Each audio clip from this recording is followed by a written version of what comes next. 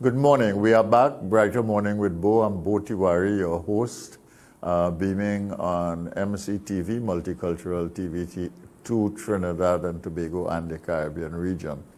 And we are talking now to Dr. Henry Bailey and Mr. Joel Jordan of the Department of Economics. Good morning, gentlemen. Morning. Hi, good morning. Hi, good morning. Morning. How are you all? Good? Yes, Good. fine this morning. Yeah, You ready for the conference? yeah, we as ready as we could be, and we're really Okay. excited to have 3 days of events that we have planned. It starts today and it goes until Friday, and it's basically an evening session. So it fits in rather nicely with people's schedules.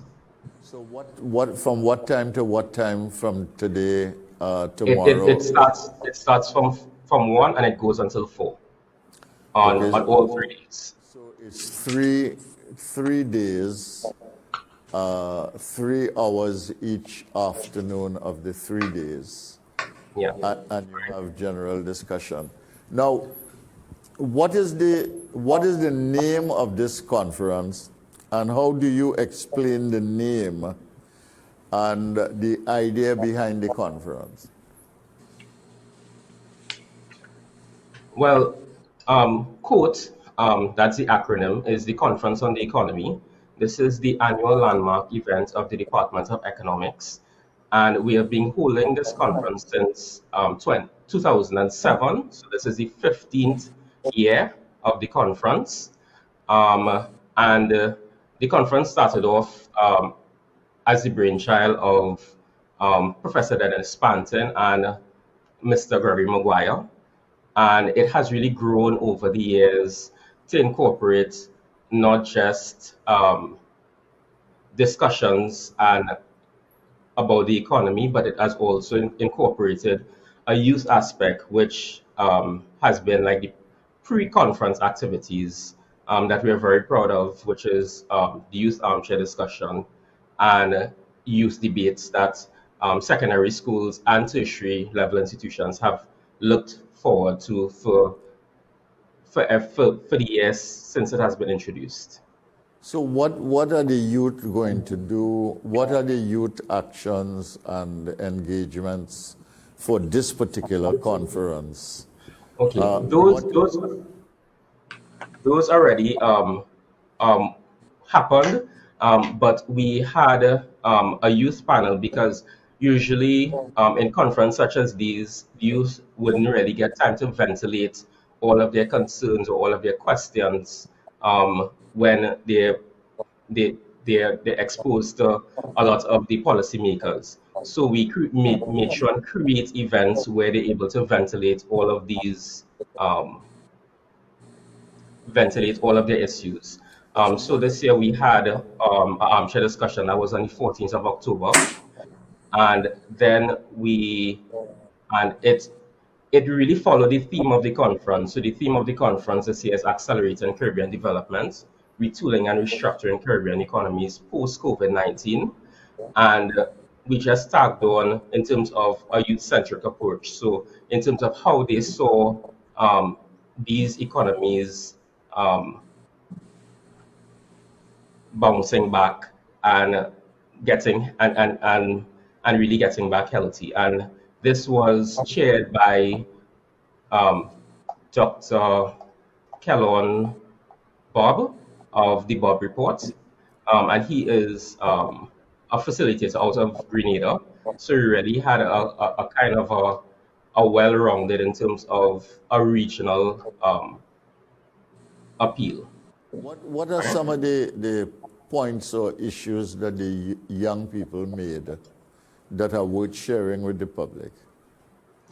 Um, in terms of, I think they really saw a more collaborative approach in terms of bouncing back from COVID-19. They saw the value of vaccinations in terms of being able to um, move around and to be able to get the economy back on track. Okay, so collaboration, vaccination. How are we going to deal with this vaccination problem? Because I don't know how the Caribbean intends to market itself as a tourism destination when half of its population are not vaccinated, you know. I mean, stupidity has its limits. I don't understand why we will not be vaccinated when the world is demanding that you basically have a passport to travel anywhere. And that's to say a vaccination passport. And we are not getting vaccinated in Trinidad and Tobago or the other islands. We're having problems everywhere. And we want to be a major tourism destination in the world. How are we going to do that? I think it really it just has to do with a lot of advocacy and a lot of speaking within their peer groups and speaking within your peer groups to remove the misinformation that's moving around in society, and to really just encourage people, because I mean it's people have about personal choice and all of that, but sometimes they need to be convinced, especially with the death toll and the number of positive cases that happen. But it's just a lot of advocacy. And that is the only thing that will move the vaccinations forward. Okay, could I talk to Yeah, Dr. Bailey just a minute there? Dr. Bailey, I've had some interaction with the economics department and the personnel there from time to time, but I've never had any real interaction with you. Can you talk a little bit about yourself, your involvement in this, and the thematic focus of this particular conference? Sure. I've only actually been with the department for about a little under 2 years, so that's probably why we've not interacted like that. I just had a little disconnection. Can you just tell me the second part of your question? I heard up to. What is the nature of your involvement in this conference, and Okay. and why the thematic focus that we are having? Okay. All right, So- and some of the personalities or expertise involved. Right. So I'm a co-chair on the department, on the conference. The chair is Mr. Roger McLean, who I'm sure you know. He's been with the department and on many initiatives over the years. The idea behind the conference this year is that we're in a kind of non-linear moment. Domestically and regionally, because of COVID and because of other changes that are going on everywhere. We've had a number of initiatives that have produced a very broad and very complex agenda. We've had just recently the CARICOM Commission report on the economy. We've had the retooling and remodeling a report coming out of COVID. We've had the roadmap to recovery report. All of these documents involved a lot of work, a lot of consultation, a lot of analysis, and a lot of recommendations. And amidst all of this, of course, we're supposed to be working towards Vision 2030. So what we are doing is we're trying to bring together the private sector, policymakers, and academics to explore a few key areas out of this, and see what low-hanging fruit there are, and how we could move things forward. And we're focusing on 4 sectors.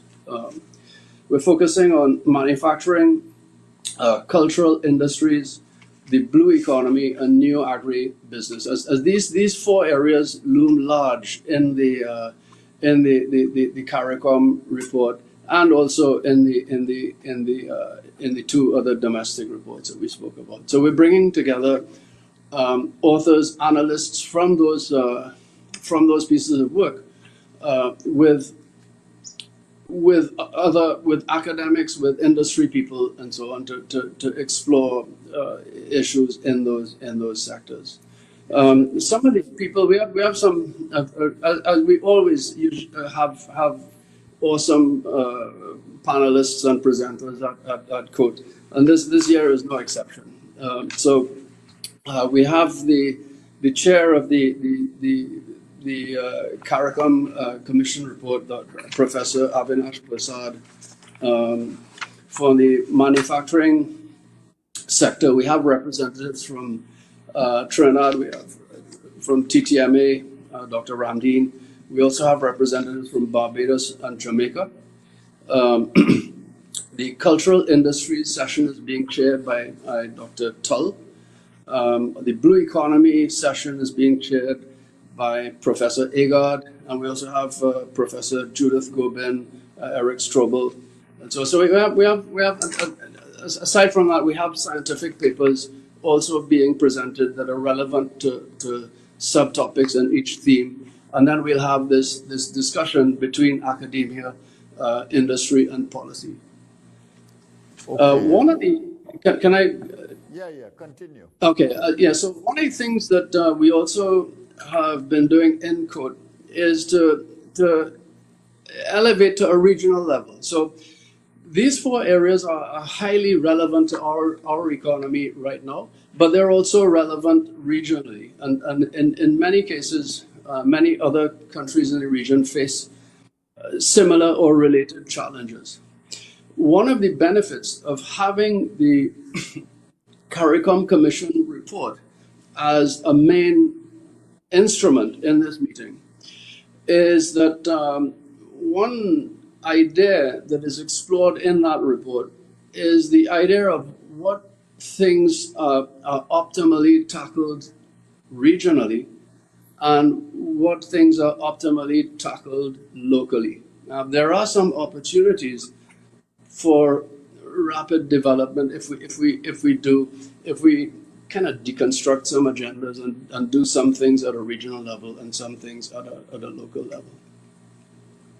Okay. I didn't get the fourth area. You talked about manufacturing, blue economy, cultural area. What's the fourth area? Sorry, new agriculture and agribusiness. All right. What are you doing in that? What is the focus on new agriculture? What does new agriculture mean? Okay, so new agriculture, or the new agriculture component of the meeting is going to look at thinking about agribusiness, look for opportunities for integration, for collaboration. We're going to have, I think there's a paper on a value chain or value chains for agriculture in the region. That kind of thing. Within the three documents, we had a lot of material on deconstructing agriculture, and I mean some of the ideas come from a time where you would be familiar with with many of these ideas as well. They're still around.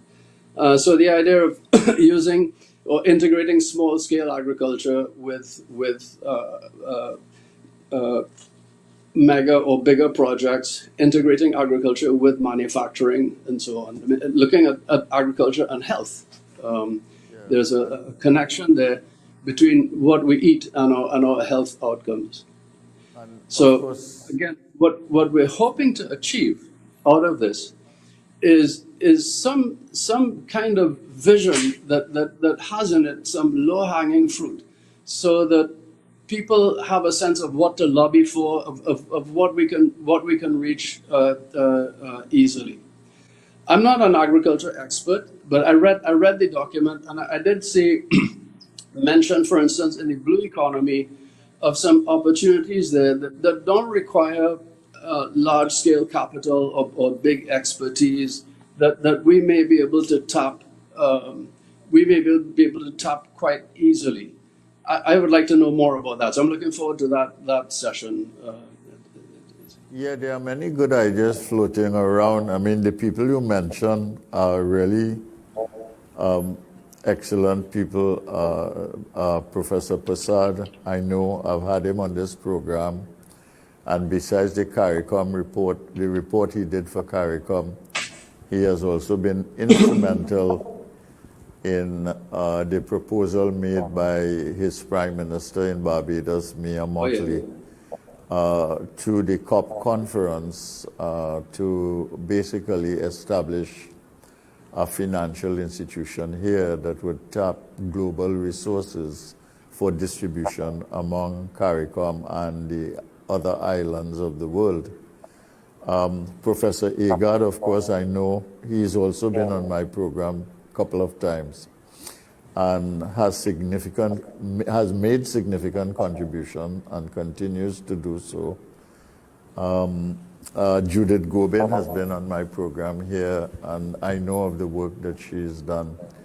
I can't. Who did you mention in culture? Dr. Tull, Joanne Tull.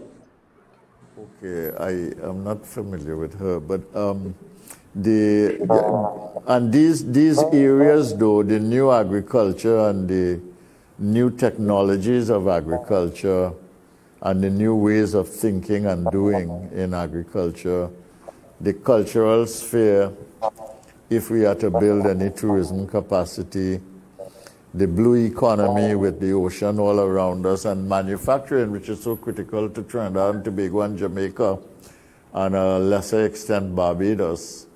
I mean, those things are really important. Do you have interest beyond the academics in all of this? What is your registration like? Yeah, well, most of my work is in health outcomes, pharmacoeconomics. So I'm really from a slightly different sphere, but I'm involved in you can have some publications in things like entrepreneurship and development. I teach macroeconomics on the campus. No, but is there interest in the public in what you are doing? Is there a large registration? Oh, Joel. Large enough registration? Yes, definitely. There's a large registration, and there's a lot of interest in terms of policymakers. For one, we have a lot of policymakers from the ministries attending. We have a couple of our sponsors, of course, will be attending. That will come that actually comes from the business community, NGC.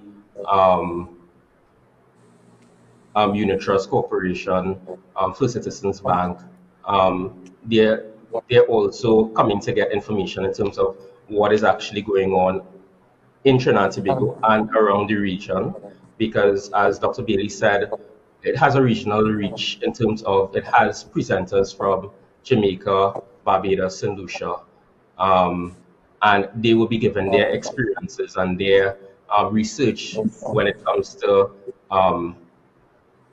to these particular sub-themes. You have right? participation. And what we also did is we made it free for university students and secondary school students. So they will also have that kind of exposure to these ideas at this point in time. So they'll also be looking at these new opportunities as we move forward. Okay, you have participation from across the Caribbean in this, as well as across the sectors. You mentioned your sponsors. Of course, you have the academics presenting. You have some young people you brought involved. You said you have business stakeholders. You have a good mix across the region and across the sectors? Yes, we do. Yeah. Oh, okay. If I could just cut in, we also have presentations from people across the region. So in each sector, we have presentations from academics and from policy people and so on, and other interested groups. All and, right. and it is Caribbean wide. Okay. All right. What you hope to be the result of this thing? You've been doing this. You said you did it 14 times before, and you are doing it now in a situation in which the world has dramatically changed on us within the space of about 20 months. What have you achieved from the last 14 that you've had, and what you expect to achieve now? Okay. The last 40, well, the main purpose of the conference is to get everyone within the room in terms of we are talking about academics and practitioners. So in terms of it, it gives the academics um, clues in terms of what next to research, what type of support to give to the practitioners, and also the practitioners give the real world applications of these research. And so that's, I think that is what we really bring into the room for quotes. And we want to continue doing that in terms of moving the development agenda forward. Yeah. Okay. So, all right. I mean, as you would expect, I've been reading about this thing as the pandemic breaks. I mean, I knew we would have had a hell once the virus began to spread in the way that it did, and I wrote about that in the public sphere, that's to say in the Guardian where I write. And it has turned out to be true. I did not anticipate this level of vaccine resistance and hesitancy, and I must say that surprised me. I thought everybody would want to stay well, take a preventative approach, and not voluntarily make the option of death very likely. But it seems that has not worked out. And the Caribbean, when you look at the whole Caribbean, and I'm taking your perspective, which is Caribbean-wide, in Trinidad and Tobago, we have particular problems. Guyana is the one stellar opportunity in the world in the region, because of the oil that they have found. Suriname is buoyant once more because of their oil. But the rest of the Caribbean are in a lot of trouble, like Trinidad and Tobago. And it seems to me that we've got to do some dramatic things here. And do you think there's the will to do it? Do you think that ideas are taken seriously? Dr. Bailey, when you were talking, you're talking about the CARICOM report, we're talking about retooling report, you talk about the roadmap. We have the 360-degree resilience report from the World Bank. We have a report from the World Business Forum that came out a few days before that. We have Article 4 report on Trinidad and Tobago came out a couple weeks ago. You have Moody's reports about what is happening in the Caribbean. You have other reports which basically give the global picture and which focus on the Caribbean. You have many reports coming out of ECLAC, which basically identifies the challenges for the Caribbean. And really, we've got to get past the talk and the discussion, although, I mean, as a person committed to democracy, I feel that talk is important. And as a person who comes from the academic tradition and who values intellectual inputs, I believe all of this discussion, these things are critical. But how do we get governments to listen, pay attention, understand, and bring the expertise that is available to move from ideas to action? How do we get that?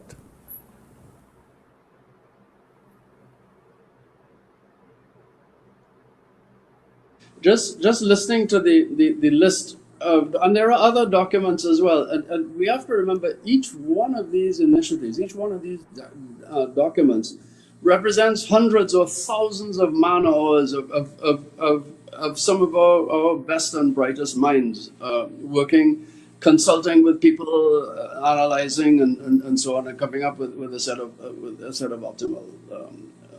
optimal strategies.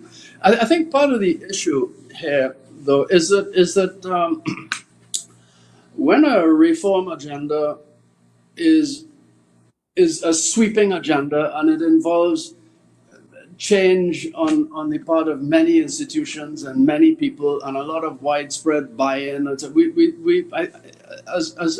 region and as a country, I think sometimes we have problems. We have special challenges. And I think one of the value of a meeting like this is that we're focusing on four things. Let us look at our reality. Let us look at what is actually going on, what is out there, and let us look for the low-hanging fruit. What can we do with what we have at this time to move this thing forward? So I'm perfectly on board with you on that idea, Doctor. That we have so many agendas and so many great plans out there, and things tend to move slowly for whatever reason at a local level and at a regional level. But within that, we can identify things that we can do, that we can build incrementally. And achieve some sort of development. All right. You talked about the fact that you had an interest in entrepreneurship and so on, Dr. Bailey. So I'm going to put this question to you, and we're going to take a break. And when we come back, we're going to explore that. Two things I want to explore with you. How are we going to finance the things that we have to do? Let's say we agreed on certain things to be done in manufacturing, certain things to do in the blue economy, certain things we could do with culture, linking it to tourism, and certain strategies we could deploy in new agriculture. Where would we get the finance to make these things possible? And what is the role of the private sector, and what is the role of new entrepreneurship? So we break now for some commercials, and when we come back, we continue the discussion with our guests this morning on Quote 21. This is Brighter Morning with Bo, and I'm Bo Tiwari. We'll be right back.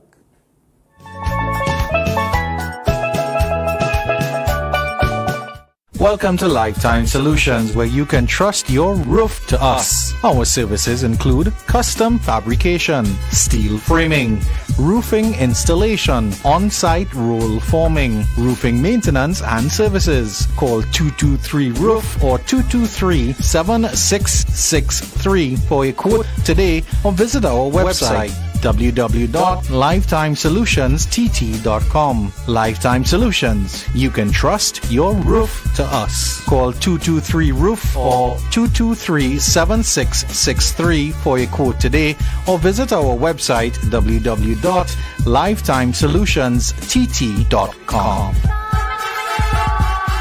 As businesses adapt to the new normal, let Magic Mist take care of your cleaning and sanitization needs with our COVID-19 BSCAI internationally certified technicians. With over 43 years of protecting the health of our nation, you can trust us to ensure your building remains safe, healthy, and functional.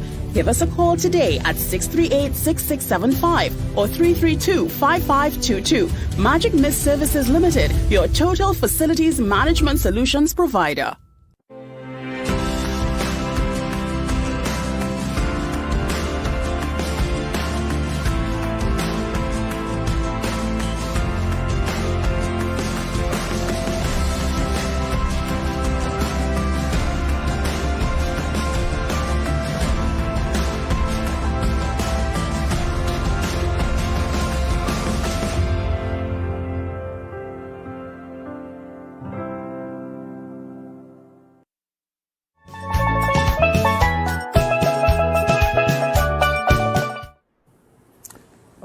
Welcome back. This is Brighter Morning with Bo. I'm Bo Tiwari, and we are talking to representatives of the Code 21 conference, and in its 15th year now.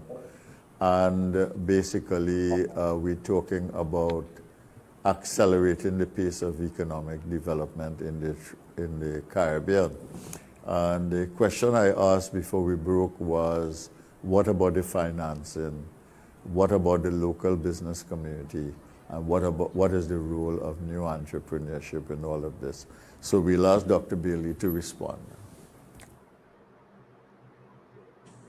Entrepreneurship cuts across all of these four sectors and all other sectors of our economy. The thing is, the question of financing entrepreneurship has been problematic. So we have had many discussions about that, and many initiatives, in some cases some excellent initiatives that attempted to identify and provide an environment and a set of finances for entrepreneurial activity. I think one of the fundamental issues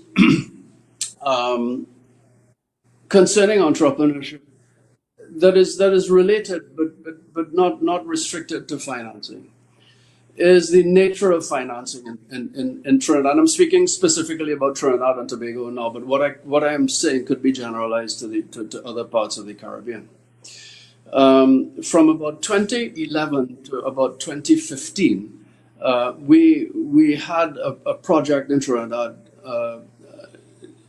There was a local arm of the Global Entrepreneurship Monitor, where we did massive surveys every year of 2,000 people to understand their attitudes, aspirations towards entrepreneurship. And we also worked with entrepreneurs to understand how they see the world and what their vision, what their expectations are. One of the things that we found that our entrepreneurial sector is overwhelmingly replicative. So this is an issue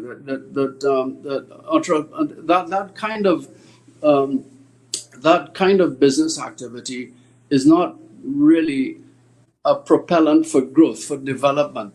Having these kinds of businesses, these kinds of small retail or highly replicative businesses are not going to transform our economy. They actually increase our dependence on the energy sector. They actually keep us locked into the status quo. So what we need in these four sectors and in other sectors of the economy as well is entrepreneurship that is innovative, that leads to high growth potential, and that can be externally competitive. And that is the challenge, is to move. We have the creativity, we have people with imagination, we have people that could do amazing things. But we have had challenges in harnessing this activity and directing it towards activities that are consistent with economic development. So to me, that is the challenge, and it is a challenge that has been recognized. So the I2I program was an excellent initiative in that regard, to identify, find projects and initiatives that could lead to high growth, export competitive, innovative firms or projects and develop those. Yeah, one of the successes of that program, and there were many, was Kiran Akal, and I spoke with him about 5 weeks ago. He called me, and he is now flourishing based on partnerships that he has built in places like Ireland, he has finally made peace with Angostura here, who was not making peace with him for many years. And I think that he's trying to do something here with that. But his product is doing very well, and in the most elite circles in the world, at a very high price. So what he does is that he doesn't make cases of material. He makes 1,000 bottles of whatever he makes, but he sells it at a premium price, and he has diversified the product. So, I mean, we have to think about different ways of doing different things. Is the fast pace at which digitalization is proceeding in the world, and the fact that we have been shocked into moving into digital mode, is that going to accelerate the pace of development in the Caribbean, or is it going to lead to a wider gap between those countries that digitalize and us who are too slow to make any changes when they are required and always late in the game? That is up to us. Where we fall in that is entirely is in our hands. It's not something that's going to fall from the sky into our lap. It's for how we respond to it. I think one of the challenges that we have had, I mentioned earlier that, and I talk about this all the time. We have a tremendous passion, a tremendous energy for doing things, for creativity. Just we don't always direct it towards activities that could positively transform the economy. One of the things that is associated with this problem is the structure of our economy. As you have this big energy sector, wealth in our economy begins in that sector, and then the government collects a royalty, and then a lot of business acumen is involved in trying to secure some part of that that bounty. There's so much low-hanging fruit when the energy sector is doing well that attracts a lot of the powerful entrepreneurship energy towards itself. I remember one great economist we had on the campus saying that all of this will change when things change. That when times are hard in the energy sector, we then see people asking a different set of questions and taking a different set of initiatives. But it has been a challenge when the energy sector has been booming to create an entrepreneurial sector that would be consistent with development of the economy. The resource curse lives, and if we are not careful, it will continue to thrive in Guyana and Suriname. So we will see. I mean, it's a hard thing to get out of. Anyway, I've got to close the discussion now. I want to ask Mr. Jordan if you want to say anything before we go. I'm just saying that registration is still open. I mean, we would like more people in the room in terms of the conversation, and they could, of course, get information by going to the UWI website, which is sta.uwi.edu, and or the Department of Economics. Right? We have some stellar sessions this morning, which the armchair discussion to discuss the Commission's report on the economy, and also we have the manufacturing panel today, and we continue with the blue economy, creative industries tomorrow, and on Friday we would go on to our final panel where we really bring everything together and discuss where we go from here. So I just want to encourage more people to attend, because of course we want to get that conversation going, and we want to move forward.